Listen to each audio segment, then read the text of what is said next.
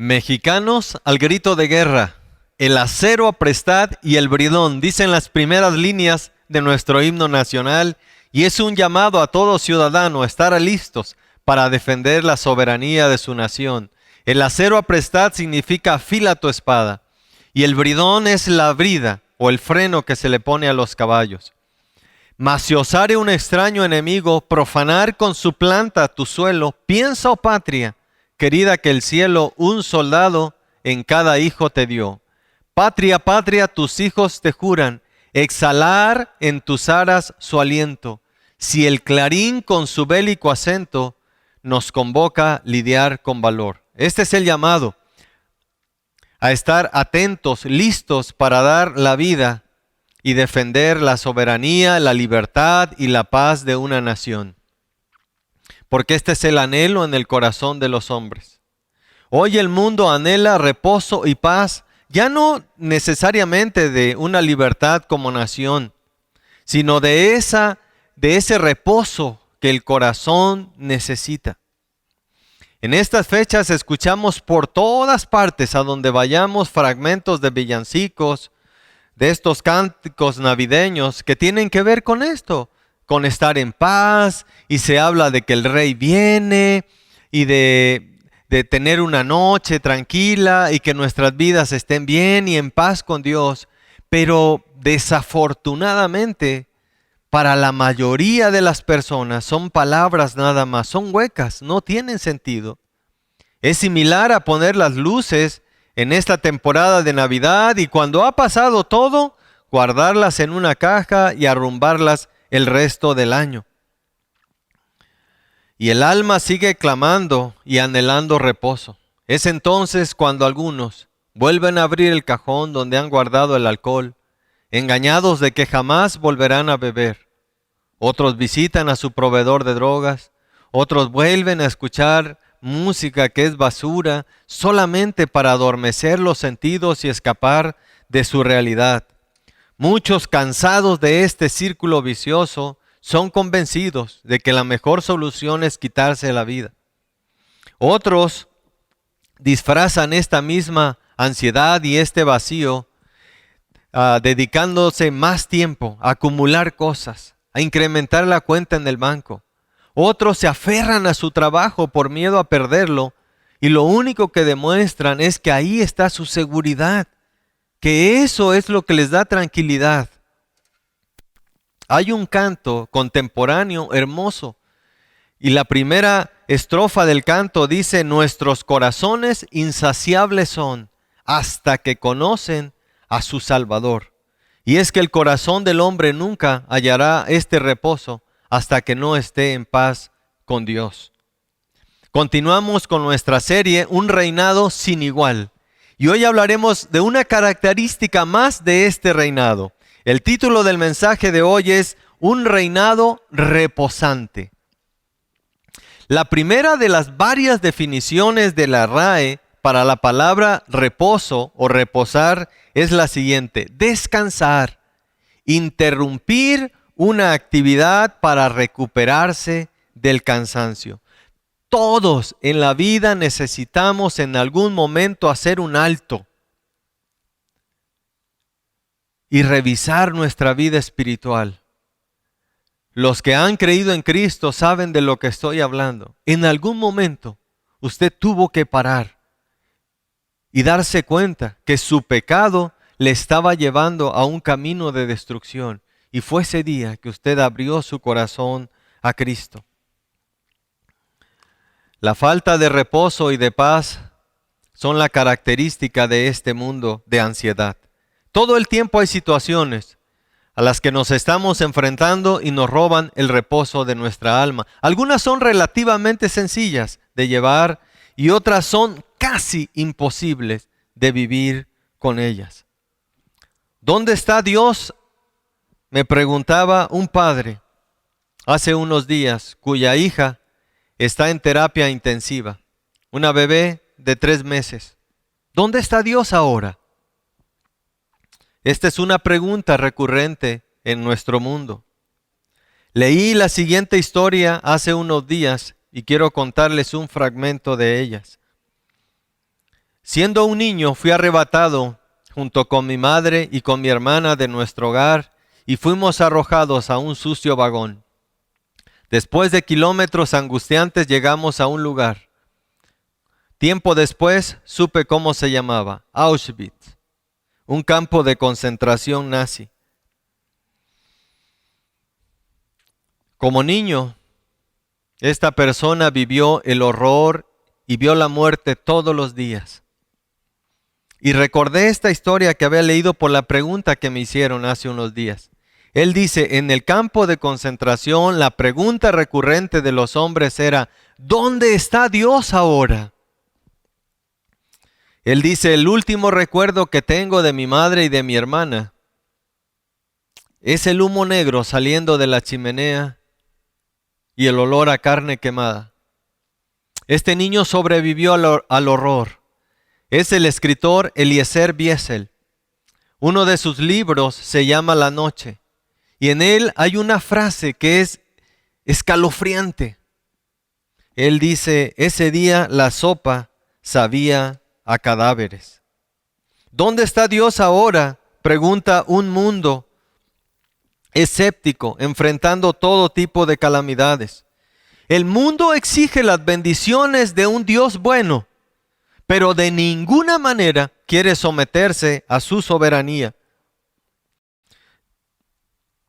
Y quiero decirle en este punto que Dios está en el mismo lugar. La respuesta para la pregunta es la misma. Cuando la gente pregunta ¿dónde está Dios?, la respuesta es la misma. Dios está en el mismo lugar que estaba cuando a su hijo lo clavaban en la cruz y él clamaba, Dios mío, ¿por qué me has desamparado? Nosotros como humanidad enfrentamos calamidades a consecuencia de nuestro pecado, a consecuencia de nuestra naturaleza caída. Pero el que clamaba en la cruz, Dios mío, ¿por qué me has desamparado? Él nunca cometió pecado, pero era la única manera de arrebatarle el poder a la muerte, poder que le fue otorgado por voluntad propia del ser humano. Él en la cruz vino a establecer las bases de este reino reposante del cual estaremos hablando hoy. Quiero decirle que la enfermedad y la muerte no es parte del plan de Dios, es consecuencia de nuestra naturaleza caída. 10 minutos antes, más o menos, de escribir las primeras líneas de este mensaje, recibí la llamada de la madre de Luis Ángel. Luis Ángel es un niño de 12 años con un tumor cerebral por el cual hemos estado orando y se le ha podido visitar. La llamada era para decirnos que Luis Ángel había fallecido.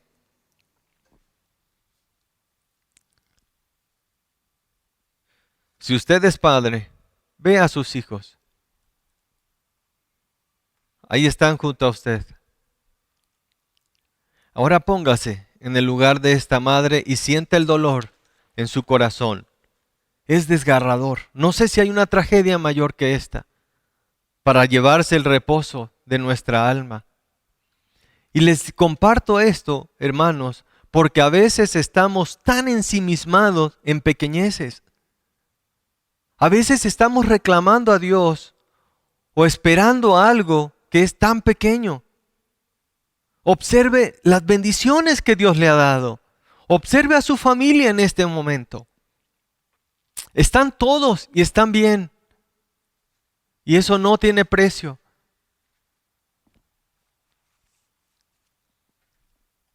Pero gracias a Dios que hay esperanza para el que pone su fe en Cristo. Luis Ángel había recibido a Cristo como su Salvador y hoy sabemos que Luis Ángel está en la presencia de nuestro Señor. La muerte es el resultado del pecado. Y la muerte no solo nos arrebata a nuestros seres amados, sino también el reposo de nuestra alma. Pero no siempre fue así. Y bendito sea Dios que no siempre será así. Antes de la caída, el hombre vivía en un estado perfecto de comunión con Dios. Y llegará el tiempo establecido por Dios para restablecer ese estado en el que estaba. De eso estaremos hablando este día, de este reino reposante. Busque por favor el texto del mensaje de hoy, es Isaías 32 versículos 1 y 2, que es parte de la lectura que tuvimos hoy. Isaías 32 versículos 1 y 2. Dice la palabra de Dios: He aquí, para justicia reinará un rey, y príncipes presidirán en juicio. Y será aquel varón como escondedero contra el viento, y como refugio contra el turbión, como arroyos de agua en tierras de sequedad, como sombra de gran peñasco en tierra calurosa. Este capítulo, quiero decirle que es similar a leer un testamento. Le aseguro que si a usted le llamaran este día para decirle que tal día a tal hora en tal notaría se va a leer un testamento en el cual su nombre aparece, en el cual la persona que hizo el testamento dejó algo para usted, le aseguro que usted estaría ahí. Y otra cosa estoy seguro, que durante la lectura de ese testamento usted no se distraería, ni estaría pensando en otras cosas. Este pasaje y este mensaje es un testamento que el Rey de los Reyes, que el Dios del cielo ha dejado para usted. Así que le suplico que permanezca atento a lo que Dios ha de decirle este día a través de su bendita palabra. Dice el versículo 1, He aquí para justicia reinará un rey y príncipes presidirán en juicio. Está hablando de usted como creyente. Usted que reinará con Cristo en este reino del que estamos hablando hoy. Escuche lo que dice Apocalipsis 5:10. Y cantaban un nuevo cántico diciendo: digno es de tomar el libro y de abrir los sellos, porque tú fuiste inmolado, y con tu sangre nos has redimido de todo linaje, lengua, pueblo y nación. Y nos has hecho para nuestro Dios reyes y sacerdotes, y reinaremos sobre la tierra. Amén. Qué glorioso mensaje para usted. Usted es parte de este reinado. Esto es lo que está diciendo esta profecía en Isaías. Brevemente, el contexto de la profecía. El capítulo 31 de Isaías está hablando de la liberación de Jerusalén, de la liberación de la cual era cautivo por los asirios. Pero esta liberación tiene dos partes, esta profecía tiene dos partes. Hay una liberación inmediata. Esta liberación de los asirios, cuyo rey era Sennacherib, pero también está hablando de la liberación futura de Jerusalén del anticristo. Entonces no perdamos solamente de vista esto, porque es importante. Observe lo que dice el versículo 8 y 9 del capítulo 31. Ahí, solo dele vuelta a la hoja de su Biblia y ahí está el capítulo 31, y así concluye este capítulo con los versículos 8 y 9. Entonces caerá Siria por espada no de varón, y la consumirá espada no de hombre. Está hablando de una liberación espiritual, la que hizo el Señor para Jerusalén.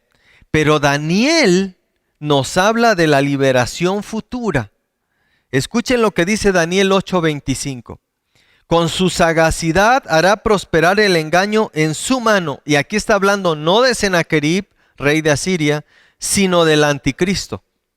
Y en su corazón se engrandecerá, y sin aviso destruirá a muchos, y se levantará contra el príncipe de los príncipes, porque va a hacer guerra contra Cristo.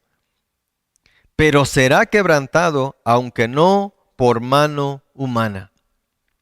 Esta es la otra liberación de la que está hablando aquí el profeta Isaías.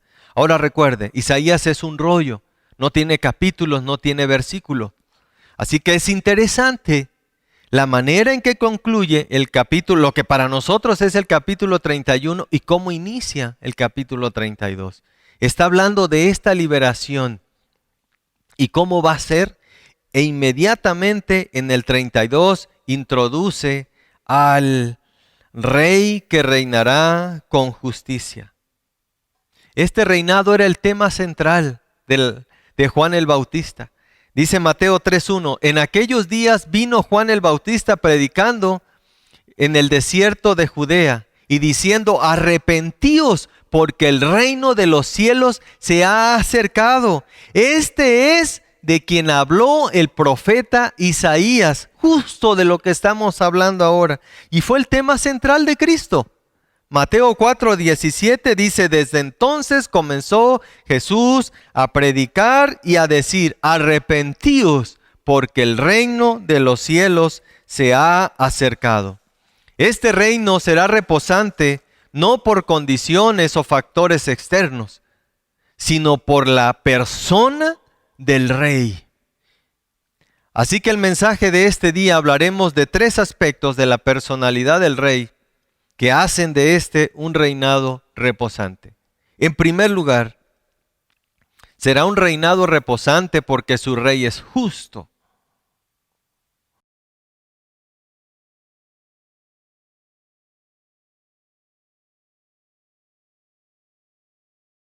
Temor, desconfianza e incertidumbre.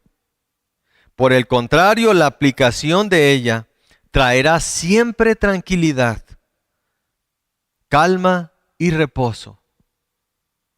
Para justicia reinará un rey, y dice el versículo 2, y será aquel varón. Esta palabra es interesante que la haya colocado aquí el profeta. Varón en hebreo significa hombre. Cristo, pues, habiendo sufrido como hijo de hombre, también ha de reinar. En aquel juicio perverso que le hicieron al Señor Jesucristo antes de la crucifixión, ese juicio falso, el sumo sacerdote le preguntó lo siguiente, y Mateo 26:63 registra este evento.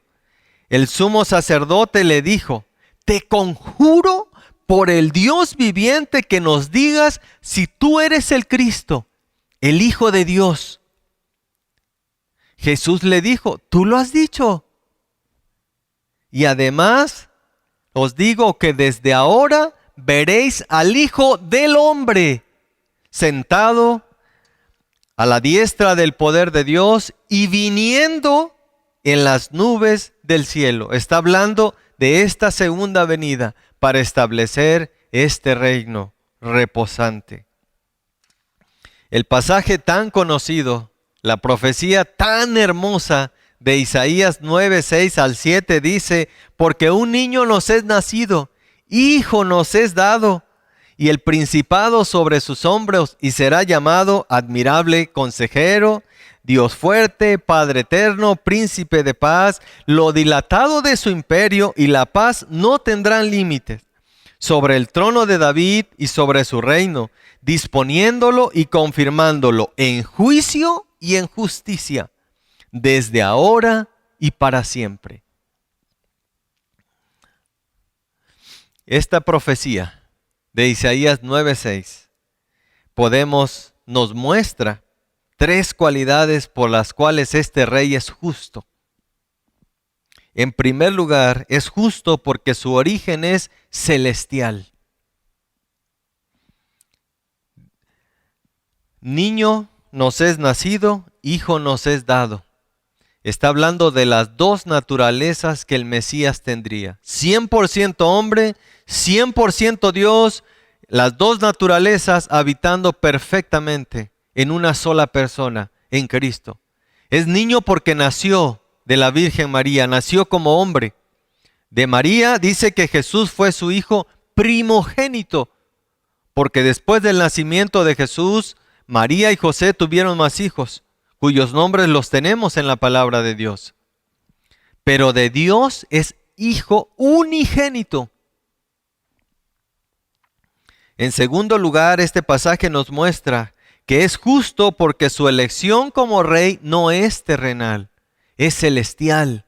Él fue designado como rey desde los cielos y fue designado desde antes de la fundación del mundo. Los hombres eligen a sus gobernantes en base a la afinidad de sus pensamientos o su ideología o sus intereses.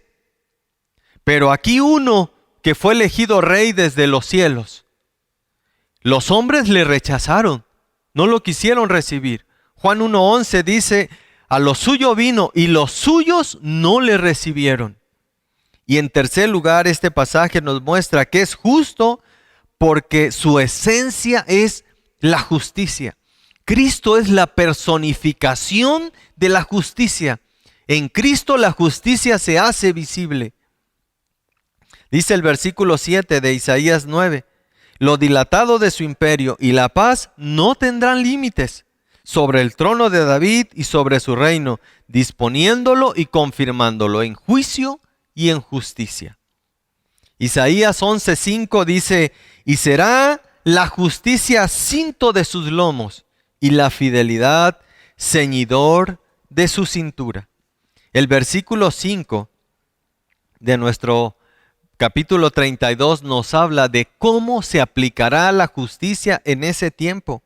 Dice, el ruin nunca será llamado generoso, ni el tramposo será llamado espléndido. En nuestros tiempos es frustrante ver cómo la justicia no se aplica, cómo la justicia se vende a los intereses. Pero allí la justicia se aplicará como siempre debió haberse aplicado. La injusticia aleja a los ciudadanos de sus gobernantes, pero por el contrario, la justicia los acerca a ellos. Por esto, este rey es tan atractivo para los hombres, porque será un rey justo. La otra estrofa del canto que le cité hace un momento dice, hoy nos acercamos sin temor. Ahora hay un futuro y esperanza fiel. En su amor confiamos, hay descanso en él. Es que nunca tendrá descanso el corazón del hombre hasta que no esté en paz con Dios. Así que hemos hablado en primer lugar de que será un reinado justo, un reinado reposante porque su rey es justo. En segundo lugar, será un reinado reposante porque es su rey refugio para el pecador arrepentido. Dice el versículo 2, y será aquel varón como escondedero contra el viento y como refugio contra el turbión. Tormenta es una traducción también de esta palabra. La figura, me encanta, la figura de este pasaje es un padre de familia tomando a su hijo pequeño entre sus brazos y poniendo la espalda para que la fuerza de la tormenta caiga sobre él y su pequeño sea guardado con seguridad. Esto es lo que hizo Cristo por el hombre pecador. Él fue el cordero que fue llevado al matadero. Sobre él fue puesto nuestro pecado. Por su llaga nosotros fuimos curados. Jesucristo literalmente puso su espalda para que la ira de Dios sobre nuestro pecado cayera sobre él. Al que no conoció pecado, por nosotros lo hizo pecado, para que nosotros fuésemos hechos justicia de Dios en él. De los versículos 9 al 15 del capítulo 32, demuestra o nos describe cómo serán las consecuencias del juicio de Dios. La ira de Dios caerá sobre este mundo, pues su santidad ha sido pisoteada, ha sido menospreciada, ha sido burlada por los hombres. Cada vez hay más leyes que los hombres aprueban y que afrentan directamente a la santidad de nuestro Dios. Queridos hermanos, hay temas que son muy trillados, pero como cristianos no podemos dejar de mencionarlos porque no están bien. La aprobación de un matrimonio entre personas del mismo sexo ofende la santidad de Dios. Dios creó el matrimonio y en la Biblia es muy claro. Él hizo a un hombre y a una mujer. El matrimonio es la primera institución que Dios creó y es la institución más atacada en este mundo. Si se destruye la integridad de la familia, se destruirá una nación. Hoy se defienden los animales, pero se aprueban cada vez más leyes para asesinar bebés. Escuché durante esta semana, justo esta semana, la aprobación en Argentina en toda la nación del aborto. Y hacia allá van todos los países de Latinoamérica, incluidos nosotros. La gente se pregunta, ¿dónde está Dios? ¿Por qué hay calamidades? ¿Por qué habrá un juicio final? Pero no pueden ver su pecado, no pueden ver su maldad, están cegados. Y esto es lo que hace la palabra de Dios, quitar la venda de nuestros ojos. Llegará el juicio final, llegará el día de la venganza de nuestro Dios sobre esta humanidad caída, y aquel día los blasfemos y los burladores llorarán, arrepentidos por su maldad. Escuche lo que dice el libro de Sofonías. Hoy, en nuestros tiempos, en esta sociedad moderna tan avanzada, tan tecnológica, hablar de estos temas resulta chocante para muchos oídos. Pero es la palabra de Dios y no podemos dejar de predicarla. Escuche lo que dice Sofonías. Destruiré por completo todas las cosas sobre la faz de la tierra, dice Jehová. Destruiré los hombres y las bestias, destruiré las aves del cielo y los peces del mar. Cortaré los impíos y raeré a los hombres de la faz de la tierra, dice Jehová. Extenderé mi mano sobre Judá y sobre los habitantes de Jerusalén. Esta profecía tiene un cumplimiento inmediato por la idolatría de Jerusalén, pero tiene una aplicación universal para toda la humanidad que le dio la espalda a Dios y que rechazó ese mensaje de salvación y el sacrificio de su Hijo unigénito en la cruz del Calvario. Dice, y exterminaré estos lugares a los habitantes de Jerusalén y exterminaré este lugar, los restos de Baal, está hablando de idolatría, y el nombre de los ministros idólatras con sus sacerdotes, y a los que sobre los terrados se postraron al ejército de los cielos, y a los que se postraban jurando por Jehová y jurando por Milcón. Las personas dicen creer en Dios, pero su creencia está puesta en otras cosas. Y a los que se apartan en pos de Jehová, y a los que no buscan a Jehová ni le consultaron. Y atribularé a los hombres, y andarán como ciegos, porque pecaron contra Jehová. Y la sangre de ellos será derramada como polvo, y su carne como estiércol. Y ni su plata ni su oro podrán librarles en el día de la ira de Jehová. Pues toda la tierra será consumida con el fuego de su celo, porque ciertamente destrucción apresurada hará de todos los habitantes de la tierra. Ahora aquí viene. Esta es la advertencia severa de este juicio que se derramará sobre los hombres y sobre este mundo. Pero hay una invitación de Dios al final, porque este es el corazón de Dios. Que usted proceda al arrepentimiento, que venga y se ponga a cuentas con Dios. Y Él dice, congregaos y meditad, oh nación sin pudor, antes que tenga efecto el decreto y el día se pase como el tamo, antes que venga sobre vosotros el furor de la ira de Jehová, antes que el día de la ira de Jehová venga sobre vosotros, buscad a Jehová todos los humildes de la tierra. Hay un juicio final y Cristo es el refugio para el pecador arrepentido. Torre fuerte es el nombre de Jehová. A él correrá el justo y será levantado. Proverbios 18:10. Y Salmo 119, 114 dice, mi escondedero y mi escudo eres tú. Será un reinado reposante, porque su rey es refugio para el pecador arrepentido. Y en tercer y último lugar, será un reinado reposante, porque su rey es agua para el sediento y sombra para el cansado. Dice la segunda parte del versículo 2, como arroyos de agua en tierra de sequedad y como sombra de gran peñasco en tierra calurosa. Es que no hay nada más refrescante para el caminante cansado, para el que ya no puede más, para el que ha estado bajo los rayos intensos del sol, que llegar a un árbol frondoso y sentarse junto a él y recobrar el aliento. Esto es Cristo. Cristo es el agua de vida. Cristo es el que puede calmar la sed de tu alma, esa ansiedad que tu alma tiene. Este Rey es el único que puede satisfacer la necesidad en tu corazón.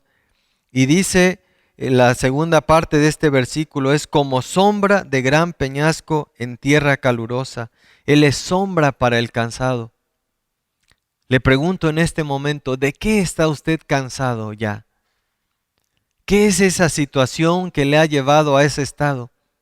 Por meses quizá, o por años. Porque la situación no cambia y ya está cansado o cansada.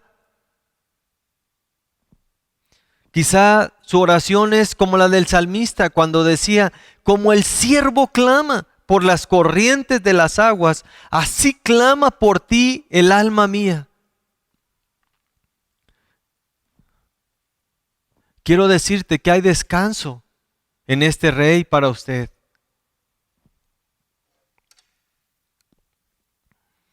Hay muchas cosas que enfrentamos y no tienen sentido, que no tienen explicación. Pero quiero decirles que nada pasa fuera de la soberanía de Dios. Y es que la soberanía supera nuestra capacidad de razonamiento. Pero si confiamos en la soberanía de nuestro Dios, podremos vivir así, descansando en Él. Hemos hablado de un reinado reposante, y será reposante porque su Rey es justo, porque su Rey es refugio para el pecador arrepentido, y porque su Rey es agua para el sediento y es sombra para el cansado. ¿Qué más podemos pedir de nuestro Dios? Para concluir el mensaje de este día, dice el Isaías 4:6, y habrá abrigo para sombra, contra el calor de día para refugio, y escondedero contra el turbión y contra el aguacero. Él es ese refugio que usted necesita. Y Salmo 91:1 dice, el que habita al abrigo del Altísimo morará bajo la sombra del Omnipotente. ¡Qué figura más hermosa! Estar guardados bajo la sombra del omnipotente Dios. Y en ese reino que el Señor establecerá, esa sombra será permanente. Los horrores y los terrores que enfrentamos hoy habrán pasado. Todo será nuevo. Y por la gracia inmerecida de Dios, usted que ha creído en Cristo, estará ahí. Pertenecerá a ese reino y pertenece ya. Este reino ya ha comenzado en Cristo, pero vendrá en su plenitud cuando Él venga en su segunda venida. Y dice, para terminar, los versículos 17 y 18 de nuestro capítulo 32. Y el efecto de la justicia será paz, y la labor de la justicia reposo y seguridad para siempre. Y mi pueblo habitará en moradas de paz, y en habitaciones seguras y en recreos de reposo. Querido Hijo de Dios, esto es para caer de rodillas y llorar agradeciendo a nuestro bendito Señor, porque por la eternidad usted estará en este reino reposante. Porque Cristo lo ganó para usted en la cruz del Calvario.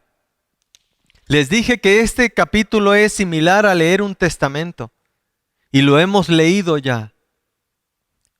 Lo que hemos visto es para usted.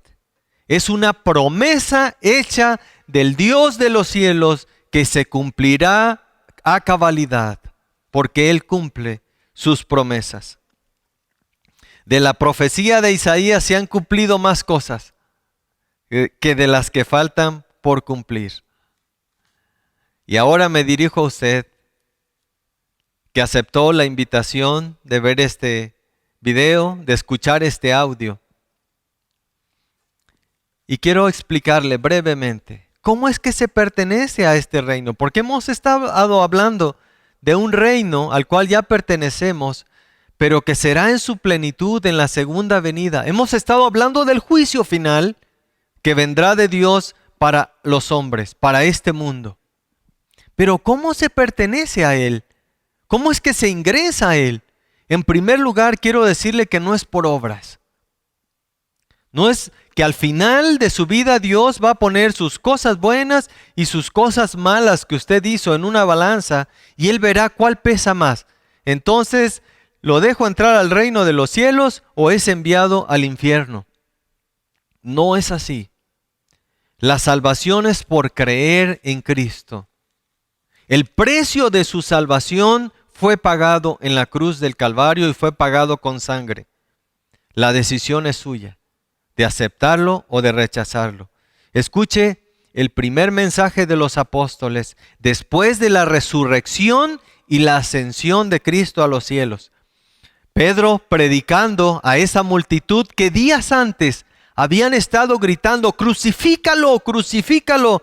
Él se puso de pie y les dijo: sepa pues ciertísimamente toda la casa de Israel, que a este Jesús a quien vosotros crucificasteis, Dios le ha hecho Señor y Cristo.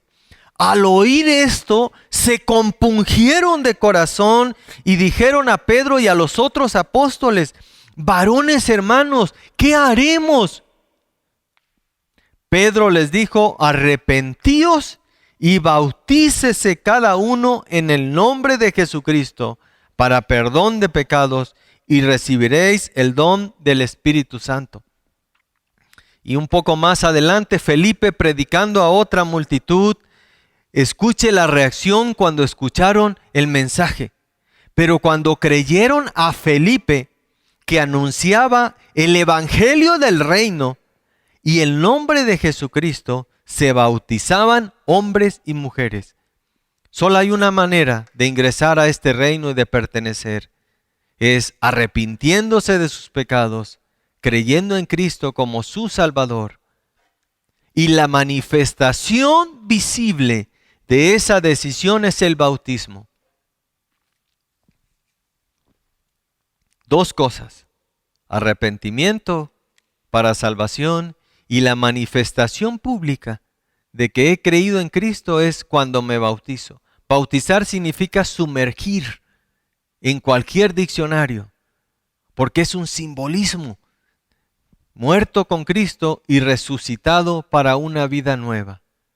Quizá usted ha creído en Cristo como su Salvador, pero no ha dado testimonio público de su fe. Yo le invito esta tarde a que tome esa decisión, ese paso de obediencia a esta ordenanza. Y si usted no ha creído en Cristo como su Salvador, este es el día del arrepentimiento. Este es el día para estar a cuentas con Dios. Vamos a orar. Bendito Dios, gracias te damos, Padre Celestial, por tu misericordia. Gracias por la salvación en Cristo y gracias por las bendiciones futuras. Te alabamos, Señor Dios, y te agradecemos por tener la bendición de poder estudiar tu palabra en este día. Y le hablo a usted en este momento. Si usted no está seguro a dónde iría, a dónde va a ir el día que muera, quiero decirle que hay salvación para usted. Acepte a Cristo en su corazón, arrepiéntase de sus pecados, ábrale su corazón, confiese sus pecados a Él y solamente a Él, y pídale que entre en su corazón y que sea su Salvador. Padre eterno, a ti sea la gloria y la honra en este día. Gracias te damos, en el nombre de nuestro Señor Jesucristo. Amén. Que el Señor les bendiga.